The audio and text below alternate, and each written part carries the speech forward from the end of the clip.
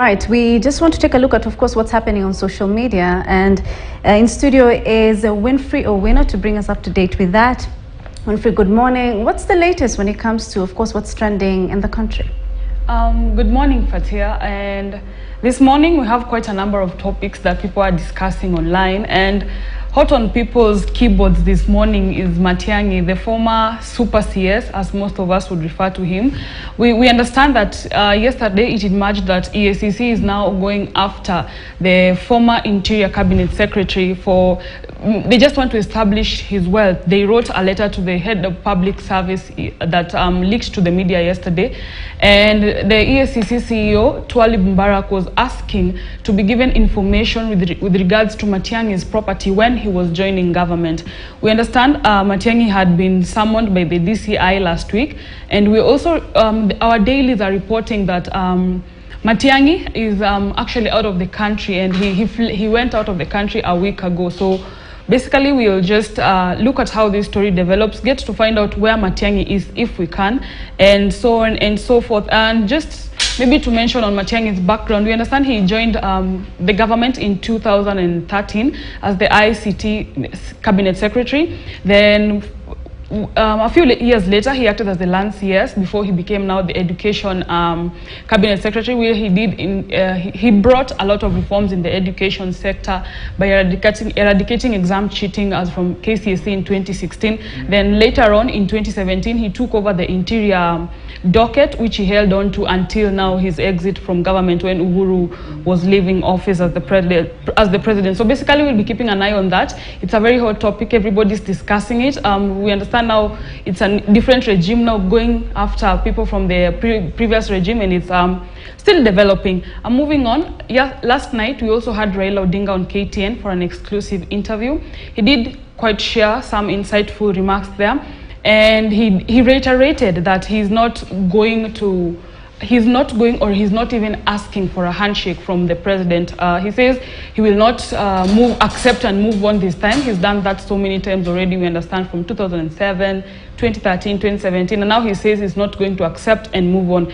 He has also clarified his exit from the AU as the representative for infrastructure. He says he decided to leave because the job involves a lot of traveling, and that was too much for him because he says he has so much going on at home, which basically is just politics that we've been seeing him talking so much about. And then he also spoke on the high cost of living, which he faulted the government for removing subsidies, which according to him, he says is what cushions the poor people in the economy. So he's really after that, and he says he's going to go after the government, and he's going to push for what he rightfully believes is his. Of course, the LGBTQ issue is really trending. Everybody's talking about it. When he was asked, he said he was not ready to have that discussion at the moment. Moving on to the continent, matters of the continent now. Nigeria made its decision for this year. They have chosen their president, 70-year-old Bola Tinubu is now Nigeria's president-elect. He'll be sworn in later, of course. He takes over the mantle of Africa's most populous economy. Nigeria has quite a big population, and he got 8.8 million votes. He was followed quite distantly by an opposition party, People's Democratic Party, with 6.9 million votes. Then a distant third came Peter Obi, 6.9 million votes. And Peter Obi was for Labour Party, and we understand Peter Obi became quite popular on social media. He really attracted the youth because he was coming with a hustler narrative, and so it turns out that now Nigerians have rejected the hustler. So Tinubu is the president-elect, and he has previously served as the vice president and also the Lagos state governor from 1999 to I think 2007, sorry.